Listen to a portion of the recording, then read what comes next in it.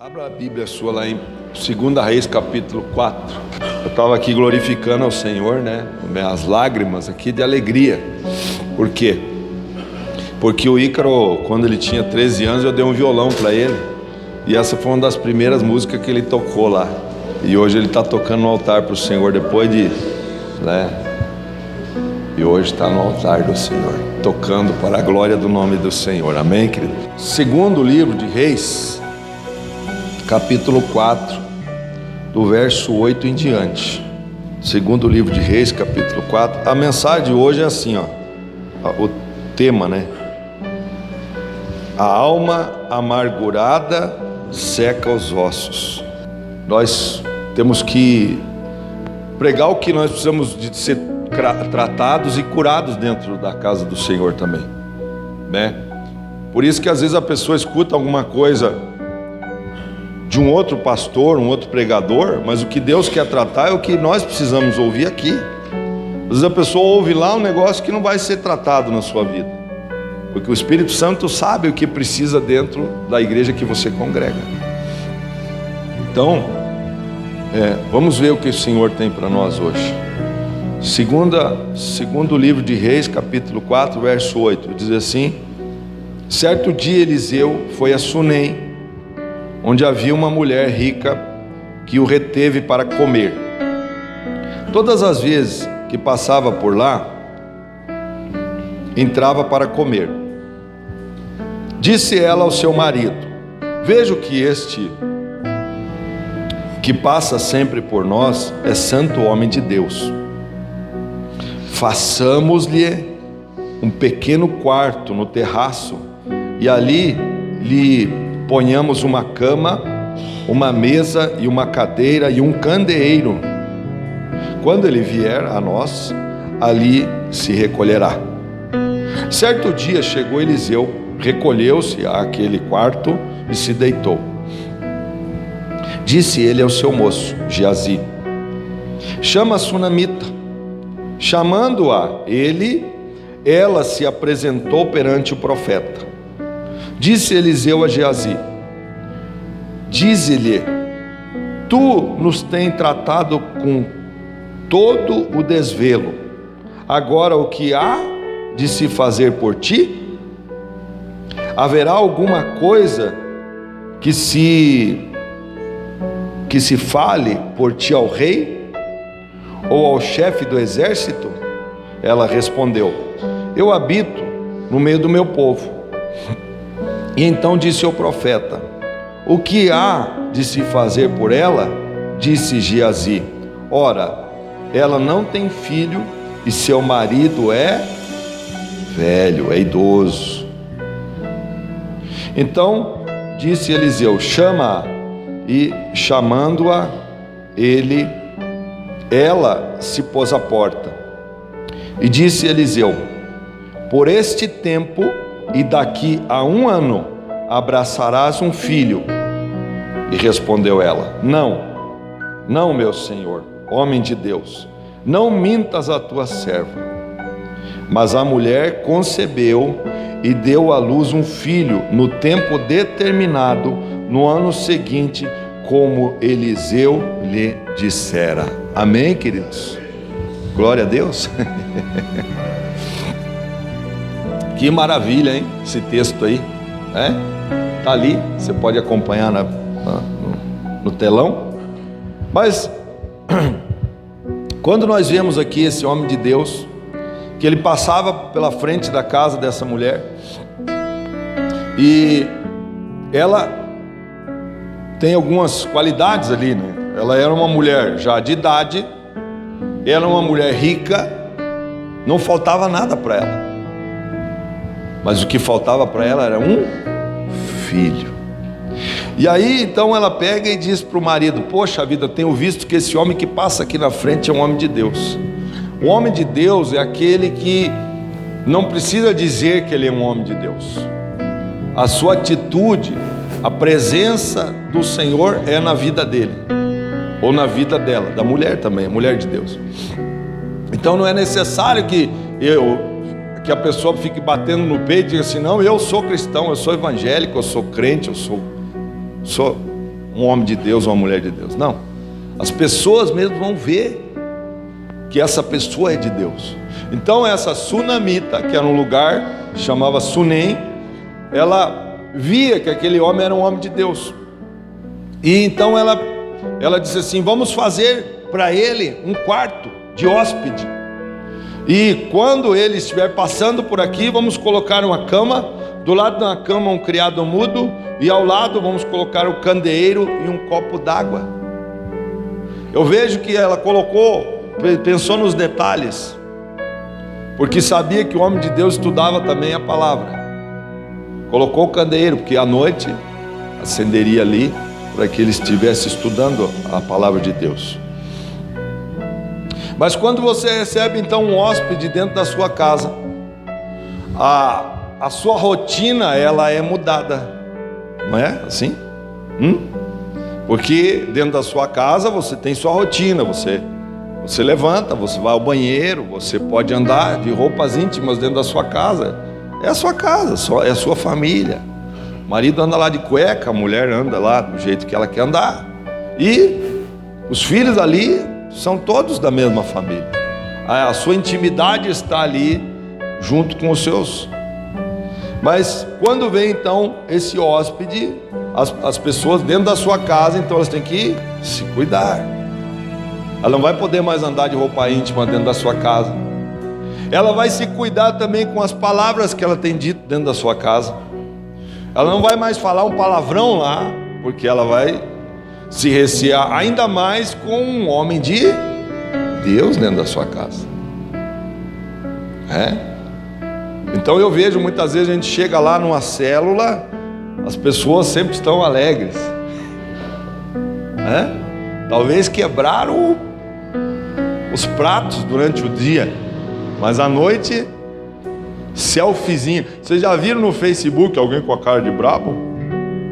Todo mundo está dando risadinha no Facebook, aquela fotinho. Ou então lá na fotinho do Zap Zap, está todo mundo, família. Fecharam o tempo, quebraram tudo, panela voou, prato saiu tudo quebrando, mas lá na fotinho está toda família. Pode ser o maior bandido, ele está lá, até com 38 aqui, mas está lá, Então, o que nós vemos aqui nessa cena? É que quando o homem de Deus veio, as atitudes começaram a mudar dentro da casa. Por quê? Porque não eram íntimos do homem de Deus, e também preservaram aquilo que estava escondido, algumas coisas escondidas. A Bíblia não está falando diretamente isso, mas vocês vão ver que isso acontecia lá dentro, porque as coisas começam a aparecer. A palavra diz assim, que tudo que estiver encoberto um dia será revelado. Não adianta você querer tampar o sol com a peneira, porque a peneira vai vazar o sol. Uma hora aparece.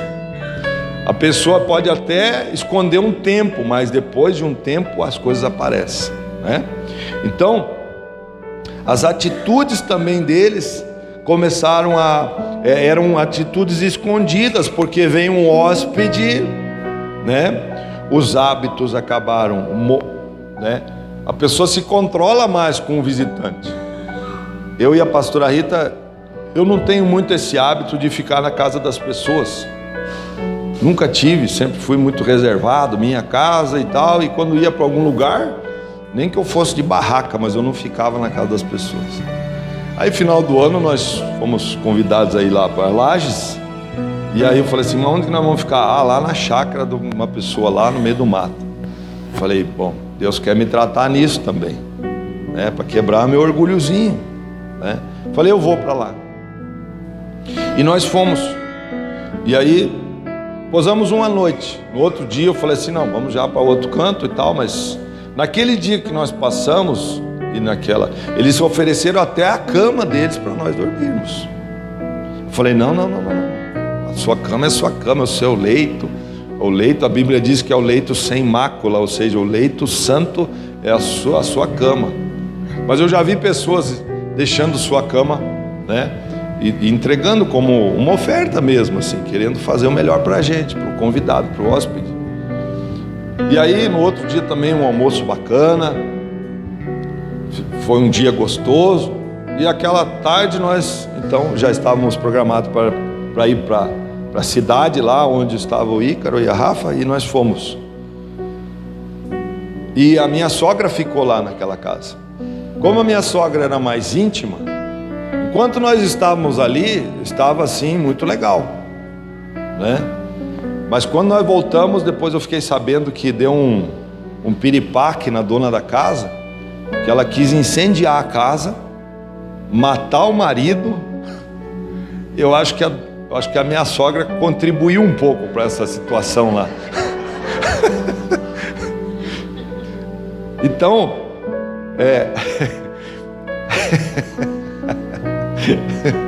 eu vejo que as pessoas, elas, quando vai um hóspede, então, ainda mais um que era pastor, mas eles não sabiam que nós éramos pastores, porque nós nem falamos nada disso. E também creio que a nossa sogra não falou nada, porque a gente começou dando uns pitaquinhos ali e tal, e daqui a pouco a gente falou da palavra, e daí despertou uma curiosidade. E aí eles tinham uma Bíblia lá, uma Bíblia católica, e eu mostrei para eles que a palavra é uma só, e que existiam coisas que precisam ser consertadas lá, e eles viram, reconheceram. Inclusive eram pessoas que não eram casadas, e a Rita já desafiou eles para casar, e parece que já marcaram até o casamento. No final do ano nós estamos lá para casar esse povo. Deus sempre tem um propósito, Ele te leva no lugar que Ele quer, para Ele cumprir aquilo que Ele quer na vida das pessoas, que Ele quer que cumpra o propósito. Amém, queridos? Entende isso? Você vai num lugar que não está programado, que nada a ver, e chega lá e o Espírito Santo começa a falar coisas para que a pessoa tenha a bênção. Claro, aí se levanta o outro, que é o outro, chama-se inimigo, o inimigo das nossas almas, para arrumar toda aquela confusão. Eu sei que não separaram, mas eu entendo que todo esse rebuliço que houve depois é um mundo espiritual. O inimigo não ficou alegre, e ele não fica alegre quando você se dispõe a consertar a sua vida. Ele quer que as coisas fiquem tudo enroladas mesmo, né? Bom, eu vejo que, então, isso é uma introdução só, da onde nós queremos entrar agora aqui na palavra, com relação a essa situação da sunamita, né? Por que, então, que ela era estéril? A Bíblia diz que ela não tinha um filho, e o seu marido já era de idade avançada, já era um idoso. E aí então ela chega, e o homem de Deus viu que ela foi tão amorosa para com ele, dando-se um lugar, fazendo um aposento para ele, especialmente para o homem de Deus, né? Pousar ali quando ele estava de viagem. E então o homem de Deus é tocado nele e diz assim: o que você precisa, mulher? E o servo dele, que chamava-se Geazi, ele diz assim: não, ela não tem filhos. Mas veja que ele fala muito mais do que isso, né? Ele diz assim: o que há de se fazer por ti? Haverá alguma coisa, no verso 13, que se possa fazer por ti, que eu fale ao rei? Olha onde o homem de Deus tinha entrada. Olha o acesso que o homem de Deus tinha. Ele tinha acesso ao rei. Gente, eu vejo hoje a nossa nação, e eu olho anos atrás os Estados Unidos, uma nação que foi criada no Evangelho, onde os pastores tinham acesso aos presidentes. Os presidentes, eles ouviam os homens de Deus. Se eles queriam um conselho para a nação, eles ouviam os homens de Deus, né? Você veja aqui o Abraham Lincoln, esses presidentes lá nos Estados Unidos, eles escutavam os homens de Deus. Tinham acesso, os homens de Deus tinham acesso aos presidentes. Então veja que isso aqui é antigo, não é de agora. Agora aqui no Brasil, o acesso que o homem de Deus tem, não tem, porque muitas vezes os homens de Deus são uma vergonha. Eles estão lá no Senado, no Congresso, e estão corrompidos com O Mamon, que é o Deus chamado o Deus do dinheiro. Que moral tem um homem de Deus para dar um conselho para um presidente? Aí o presidente chama quem? Para ir orar pela mulher dele que está lá morrendo? Chamou o tal do João de Deus, um dos maiores médiuns desse país. Não deu outra, né? A mulher morreu. Porque de Deus não se escarnece. Se ele buscasse um homem de Deus, mas um homem de Deus, ela teria sido curada. Você crê nisso, gente? Você entende esse mundo espiritual? Você conseguiu ver isso ou não viu isso? Hã? Então você veja que a nossa nação, ela estava nas mãos de espíritas, de pessoas que não temiam a Deus. Por isso que virou nessa bagunça que está aí hoje, que está num fiapo só, está num frangalho só, que uma hora. Por isso que a igreja agora é o lugar dela. A igreja tem que tomar o lugar dela de oração pela nação, orar pela nação, né? Então ele diz assim: o que se há de fazer por ti? Diz assim: ô chefe do exército, né? E ela então diz assim: não, meu senhor, eu habito no meio do meu povo, e deixa quieto esse negócio aí de filho, porque o meu marido já está, né? Já está com a quilometragem avançada, né? Ele não vai dar conta do recado. Né? Mais ou menos por aí, a mulher já pensou naquilo, né? Então, ela era estéril, né? Por que então ela não conseguia gerar filhos? Por quê? Queridos, na Bíblia a gente vê algumas situações das mulheres estéreis. O que nós vemos é que quando uma mulher era estéril, ou o marido, porque muitas vezes se colocava a culpa na mulher, mas uma dessas era o marido. Não existia a tecnologia de hoje para pensar ali o esperma do homem para ver se ele era estéril ou não, né? E então eu creio assim que essa mulher foi muito discriminada na época, porque na época a prosperidade era medida pelo número de filhos que existia dentro da família. A prosperidade era medida pelos filhos. E eu já vi aqui na igreja, né? Hoje eu vejo o pastor Sérgio. O pastor Sérgio hoje é um homem pai de filhos. Mas quando ele chegou, a Charlene era estéril. E o Senhor abriu a sua madre. E hoje o homem está aí, pai de filhos, e de muitos filhos espirituais também, né? Então a bênção está com esse homem de Deus, e com a Charlene também, com a pastora Charlene. Por quê? Porque o Senhor abriu. Mas entenda uma coisa, que eu vejo, eu penso isso, né? Eu entendo que isso acontecia. Quando aquele homem chegava numa roda de amigos, ele era um homem já de idade, e as pessoas cochichavam, tiravam sarro: tá lá, tá vindo lá, né? Não tem filho nenhum, não é próspero, tá vendo lá o miserável, tá chegando, né? Então o nível de prosperidade era medido pelo número de filhos. O nível de prosperidade era medido pelo número de filhos que tinha, né? Você veja assim, algumas mulheres de Deus. A Ana foi uma mulher que era discriminada dentro da sua própria casa, porque o seu marido chamava Eucana. Ele tinha duas mulheres, uma era Penina e a outra era Ana. A Penina tinha filhos e a Ana não tinha. Então a Ana ficava constrangida. E um dia ela chegou diante da casa de Deus, diante do altar de Deus, e começou a derramar a sua alma amargurada ali, e começou a chorar diante do Senhor, e dizendo, e fazendo um propósito com Deus, fazendo um voto a Ele, que se o Senhor lhe desse um filho, aquele filho seria do Senhor. E veja que o sacerdote não conseguiu entender aquele momento de oração dela. Ele via ela mexer os lábios, mas não via ela, não escutava ela orando. Então o homem de Deus que estava ali, que era um homem de Deus desviado, Eli, estava desviado, com os filhos desviados, uma total desgraça dentro da sua família. Ele diz assim: mulher, você está bêbada. Ela disse assim: não, meu Senhor, eu estou com o meu espírito angustiado, abatido, porque eu não tenho filhos. Então você veja que naquela época,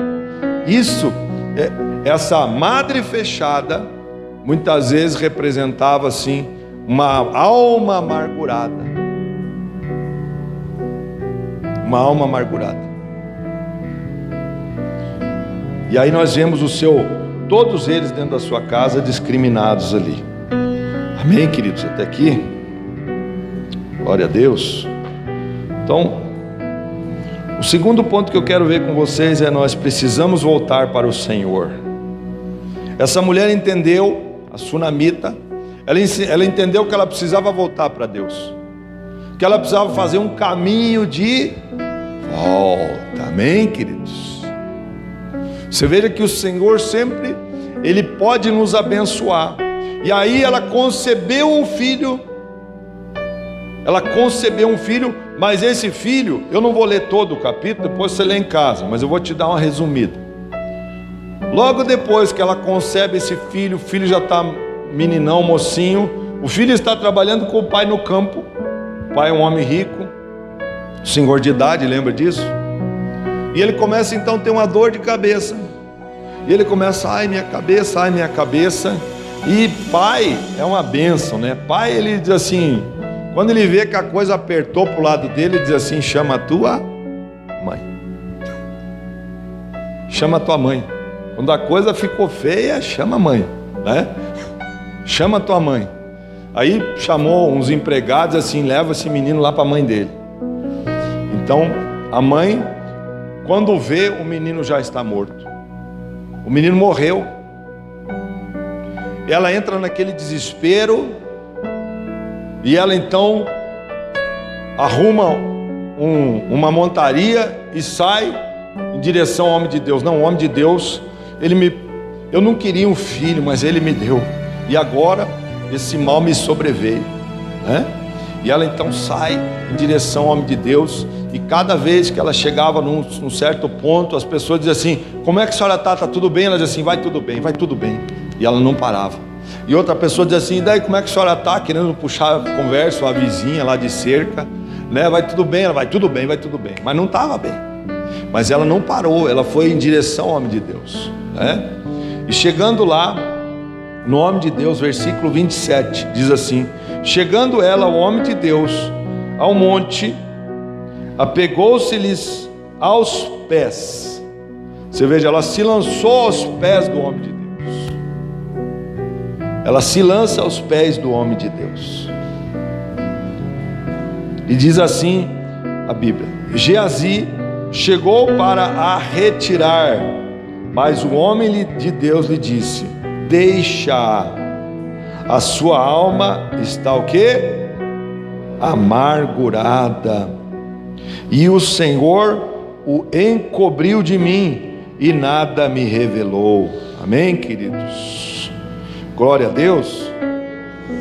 Então, essa alma amargurada, Hebreus capítulo 12, verso 15, vamos ver o que está escrito lá. Hebreus 12, 15. Hebreus 12, 15.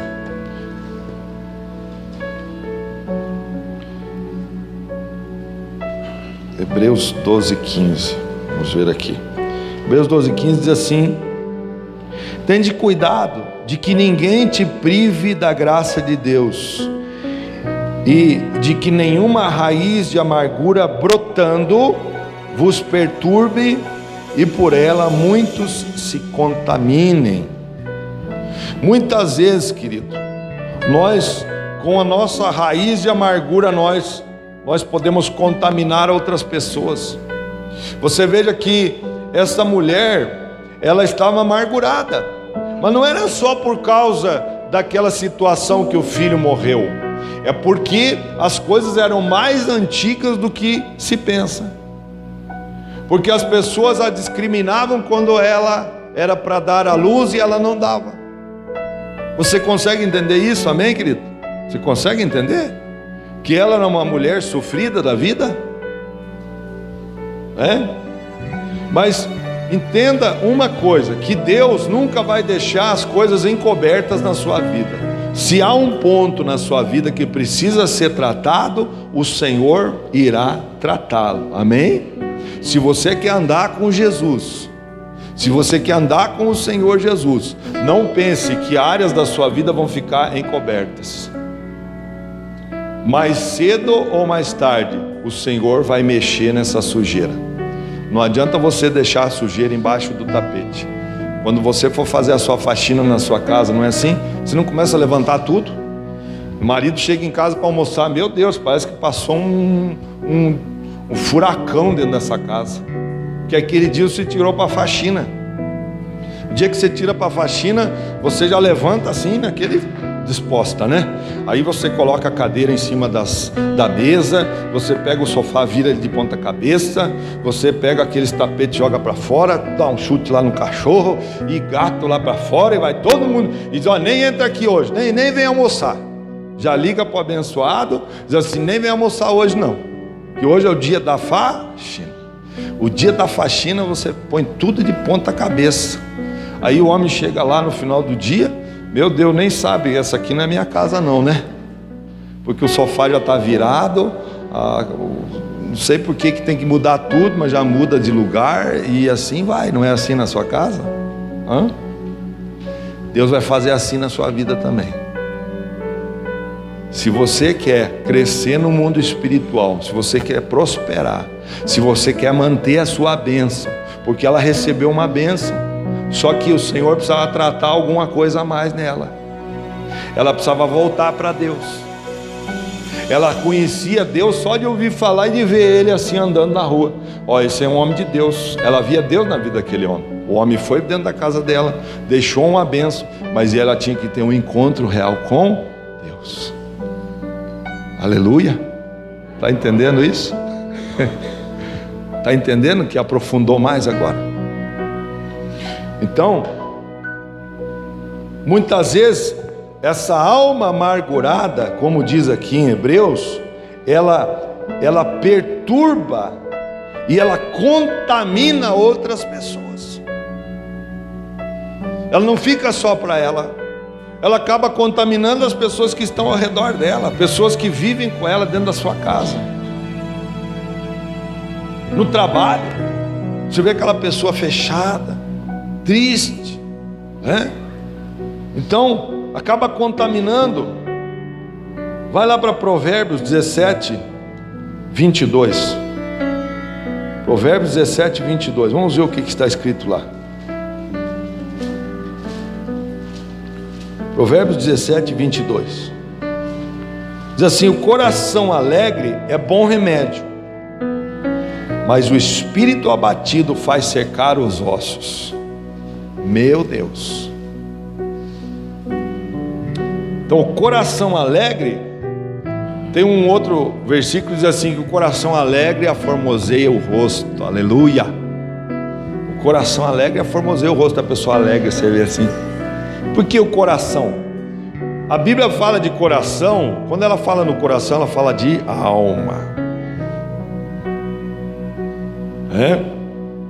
Então o coração alegre, ele é um bom remédio, mas a pessoa ela não pode ter um coração alegre só de alguns momentos na sua vida. Ah não, agora eu tive um filho, meu Deus, eu precisava desse filho, eu era envergonhado, agora eu pego meu filho e ando, vou para a igreja com ele, né? Eu vejo a Sunamita indo para a igreja, eu vejo a Sunamita levando a criança para a escola. Você tem essa noção? Ela já é velhinha. O pessoal adotou? Adotou? Ou é a sua netinha? Porque ela já estava velhinha, gente. Deve ter anotado uma criança aí, daí agora diz que é dela, mas é netinha. Não, aquilo ali era um filho que o Senhor gerou nela. Amém, querido? O Senhor quer te dar muitos filhos, sabia disso? Quer te dar filhos espirituais também, né? Então, entenda uma coisa, que ela ela, depois de tanta vergonha que ela passou, agora ela tinha um filho. E agora Deus tirou o filho. Como é que pode isso? Deus tira o filho. Não é que Deus tirou, queridos, é que o Senhor queria voltar para tratar sua alma amargurada. E com ela tratou o marido também. Porque você acha que o quê? O homem não queria ter um piazinho lá para jogar futebol? Fazia um futebol de camelo lá. Camelo para lá, 5 para cá, 5 para cá, bola no meio e a criança lá. Entendeu, querido? Então, veja, o pai, ele tinha esse desejo de ter um filho para brincar de lutinha dentro de casa. Ele não tinha, já estava velho, né? Mas agora ele tinha um filho para brincar de lutinha. Não sei se ia ter pique, né? Eu vejo a Rita lá com a Ágata. Você veja, ela está já no domingo de manhã, ela está acabada assim, porque correu o sábado inteiro com a Ágata. Mamadeira direto, madrugada e tal, mas tá lá, porque a gente já é vô, né? E os pais é que tem que educar, e os vô estão aí para estragar, com certeza. Que a minha parte de pai eu já fiz, né? Pediu o sorvete, nós vamos dar. Olha, se ela pedir pro pai aí, por isso que eles querem vir na casa do vô, né? Ou na casa do meu vô. Na casa da minha avó, quero ir na casa da minha avó. Ela vem para cá na sexta, ela quer ficar lá em casa. Então, queridos, o que eu vejo essa mulher aqui, vamos voltar lá pro Reis lá, deixa sempre marcado lá, tá bom? Ela chega lá e diz assim no verso 28, disse ela, pedi eu ao meu senhor algum filho? Agora ela chega lá nos pés do profeta, do homem de Deus, e diz assim, eu te pedi alguma coisa? Eu te pedi, o Senhor é que veio me oferecer. Você veja que ela começa a vomitar a alma dela amargurada. Começa a vir a lembrança de toda a juventude dela casada. Eu te pedi alguma coisa? Eu não te pedi nada. Você está entendendo? Você consegue entender isso? Isso aqui é a revelação do Espírito. Está ali encoberto isso aqui, mas está saindo. Então, eu te pedi alguma coisa? E queridos, Mateus 12:34 diz assim que a boca fala o que o coração está cheio. Muitas vezes você começa a vomitar um monte de coisa, está tudo bem em casa, está tudo uma bênção, mas daqui a pouco começa uma discussão do nada uma discussão ali, e começa, porque você é isso, porque você é aquilo, que você é um imprestável, porque você é isso, aquele outro, não presta para nada e tal, porque a alma fala, ou seja, o coração fala, você fala o que o coração, desculpe, engasgou ali, a boca fala, até sair esse negócio, desengasgou, até o versículo engasgou. A boca fala que o coração está cheio, querido. O que a alma está cheia, a alma está gritando aquilo ali, ó. A alma começa a gritar, pronto, meu Deus, sai de perto, sai correndo, né? É melhor morar num deserto do que com uma mulher rixosa dentro de casa. Eu tinha um obreiro aqui que ele falava uma mulher rinchosa, ele já chamava a mulher de égua. Não está mais com a gente, mas era o caipira da igreja aí. Então vai falar mesmo que está cheio, né? A palavra dela era como uma gangrena. Olha só o que diz em 2 Timóteo 2,17. 2 Timóteo 2,17. Isso aqui é forte, gente. Isso aqui é forte. 2 Timóteo 2,17. Eu falei que não ia mais pregar desse jeito, mas eu não consigo. Então vocês vão ter que me tocar a unção do Zagalo. Sabe qual que é a unção do Zagalo? Não? Vocês vão ter que me engolir, que eu só sei pregar assim, desse jeito. 2,17 de 2 Timóteo diz assim: e a palavra desse corrói como câncer, outra versão diz assim como gangrena. Tem gente que tem uma palavra tão ruim, e aí diz assim, olha lá, como gangrena, entre os quais Himeneu e Fileto. Esses dois caras aí eram umas tragédias no meio do reino de Deus. Então, tem gente que é tão amargurado que a palavra dele corrói. E a gangrena, você já viu uma pessoa com gangrena? Que já não tem mais jeito? Que depois que deu esse negócio, essa gangrena, tem que fazer o quê? Amputar o membro do corpo. Isso é forte, gente.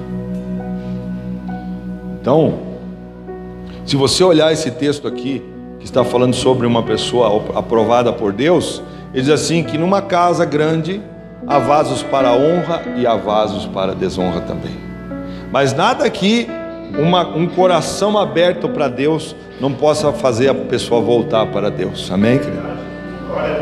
Nada pode impedir quando a pessoa tem um coração arrependido, quebrantado para Deus, né? Então, a gente vê isso aqui, e o verso 17 diz assim, e a palavra desse corrói como câncer, entre os quais estão Himeneu e Fileto. Estes se desviaram da verdade, dizendo que a ressurreição é já passada, e perverteram a fé que tinham alguns.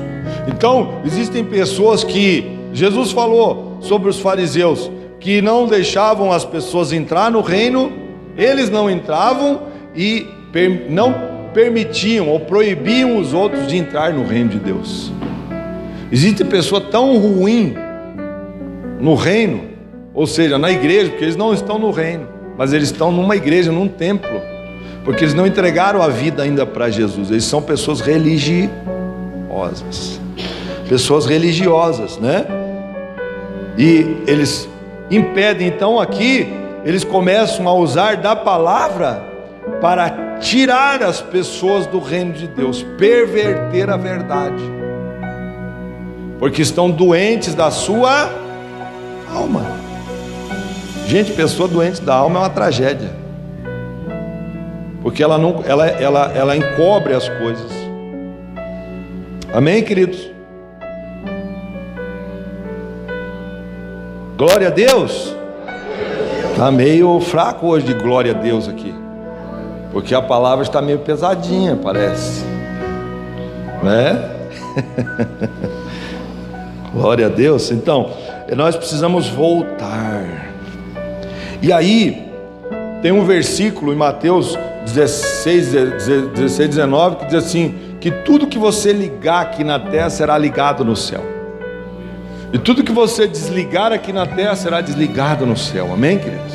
O que Mateus estava querendo dizer com isso? Que na realidade era o Senhor Jesus falando.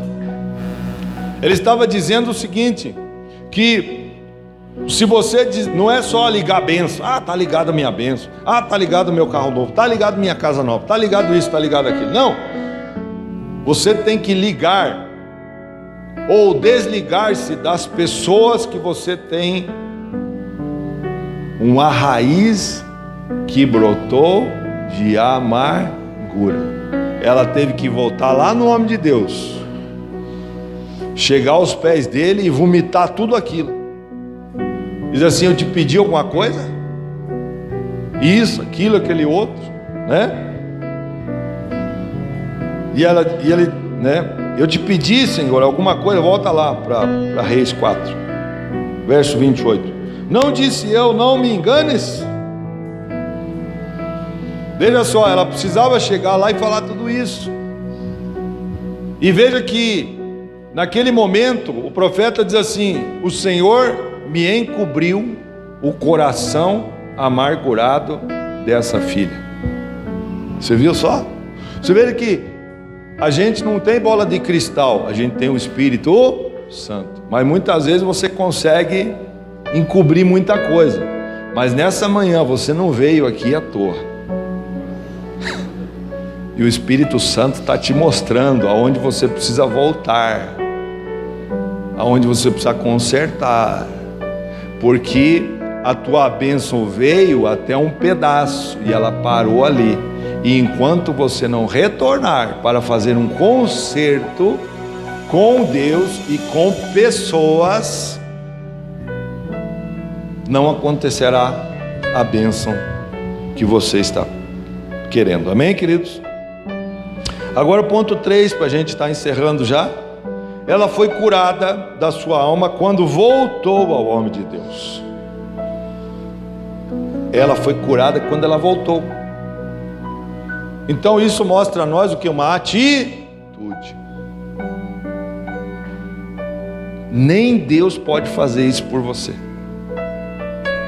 Nem o Espírito Santo pode fazer isso quando nós temos que voltar. Porque isso tem a ver com quebrar o nosso orgulho. A gente é moído quando a gente tem que ir lá e enfrentar uma pessoa que te fez mal, que você diz assim: não, eu é que tenho razão, eu é que estou certo, essa pessoa está errada, as pessoas endemoniadas, é o capeta, é não sei o que e tal, e vai dando um monte de desculpa assim para Deus, e o Senhor está falando assim: volta lá, porque essa tua alma está amargurada. Foi isso que o profeta, ele falou assim: não, deixa. O Geazi diz assim: não, cai fora, mulher, cai fora. Sabe aqueles diáconos dentro da igreja? Ainda bem que nós não temos aqui diácono. Então diz assim, tem o diácono, é o diábolo. Tem às vezes um diábolo dentro da igreja. Aqui nós não temos diácono, aqui só tem obreiro. Então tem os diáconos lá. Sai daqui, mulher, some daqui. O homem de Deus falou assim: não, deixa ela, porque eu não consegui ver, mas agora eu vejo que a alma dela precisa ser curada. Amém, querido? Glória a Deus. Aí então acontece, porque ela vem ali, chega, e aí então ele diz assim: meu servo Geazi, pega aqui pega o meu bordão, pega o meu cajado, vai lá e coloca em cima do menino. Aí ele foi lá e colocou, não deu certo. Aí ela disse: não, o senhor tem que ir lá, na minha casa. Então o homem de Deus vai na casa, ele deita sobre o menino 7 vezes, coloca a boca na boca do menino, o menino está morto em cima da cama, ele coloca o corpo, e aí então o sopro do Espírito vem sobre o menino e ressuscita o menino. Amém, querido? Sabe o que é isso? Primeiro Deus precisava ressuscitar ela, porque ela estava morta. Primeiro Deus precisa ressuscitar a gente, para depois Ele ressuscitar algo que Ele já tinha te dado lá atrás. Amém, querido? Você entende isso? Eu não sei o que é que Deus já tinha te dado e você perdeu. Eu não sei. Mas se o Espírito Santo está aqui falando tudo essa coisa arada, e talvez é só para você dizer assim: nossa, isso é para mim, isso é para mim. Parece que estou só eu e o pastor aqui dentro da igreja. Não é? É porque o Espírito Santo sabe aonde precisa tratar a sua alma. Por isso que eu fiquei me debatendo lá em casa até sair essa palavra, e terminou, era quase 1h da manhã, e comecei às 9, lendo e relendo e Bíblia e não sei o que e tal, para que o Espírito Santo trabalhasse, né? E aí no verso 35 diz assim: depois desceu, andou pelo quarto de uma parte a outra, e tornou a subir, e estendeu sobre ele. O menino expirou 7 vezes e abriu os olhos. Glória a Deus. É isso que o Senhor quer fazer na sua vida nessa manhã, né? É isso que o Senhor quer fazer em nossa vida. Amém? Vamos ficar em pé. Feche os teus olhos. Deixa o Espírito Santo falar mais ao teu coração. Põe a mão no seu coração. Põe a mão no seu coração. Aleluias.